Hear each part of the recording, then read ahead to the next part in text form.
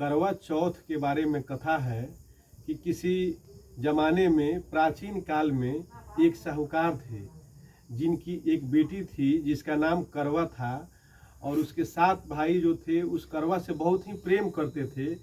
बाहर प्रतिदिन जब बाहर से आते थे तो करवा के साथ ही बैठकर खाना खाते थे।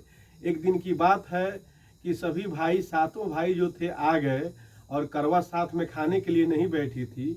जब बहन नहीं थी साथ में तो सबको चिंता हुई, तो पता चला कि करवा उस दिन निर्जला व्रत की है और वह शाम में जब चंद्रोदय होगा तो चंद्रोदय के बाद चांद देखने के बाद ही वह खाना खाएगी। तो सबसे जो छोटे भाई थे उनको अधिक चिंता हुई कि बहन कैसे खाना खाएगी, भूखे प्यासे दिन भर है।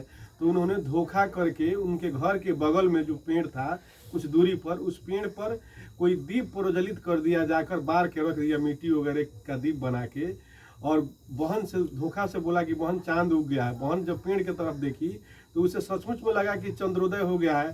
तो चांद देखने के बाद वह खाना खाने लगी और खाना खाने के कुछ ही पलों के बाद उसके साथ बहुत बड़ी अनहोनी हुई। उसके पति का देहांत हो गया।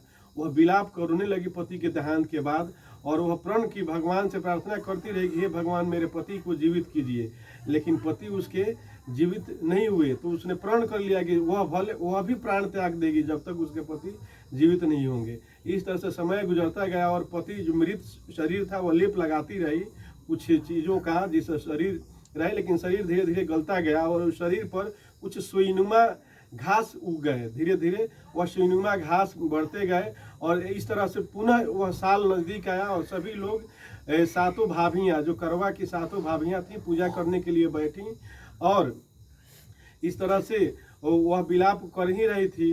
तो सभी लोगों ने जाकर अपनी बहन को समझाया, लेकिन बहन ने कहा कि नहीं, आप मेरे पति को जीवित करें। लेकिन कोई भाभी नहीं जीवित की और कोई उस दूब को, जो सुईनुमा दूब था, घास था, उसको लेने के लिए तैयार नहीं हुई। अंत में उन्होंने कहा कि नहीं, छोटे भाई के द्वारा अनहोनी वह धोखा किया गया था, तो जो सबसे छोटी भाभी हैं वही तुम्हें कुछ वरदान देंगी और जीवित करेंगी। तो सबसे छोटी जो भाभी तो हालांकि वो भी भागने लगी, लेकिन उन्होंने बाद में सोचा कि नहीं, मेरे पति गलती किए हैं, उन्हीं के धोखा से इतनी बड़ी अनहोनी हुई है। तो उन्होंने कहा कि ठीक है, मैं आपके पति को जीवित करने का प्रयास करूंगी।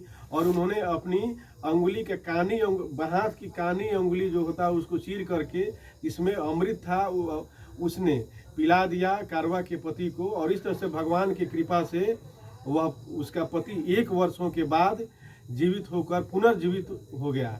तो इस तरह से यह कथा है और वह पावन दिन था कार्तिक मास का कृष्ण पक्ष का करवा चतुर्थी।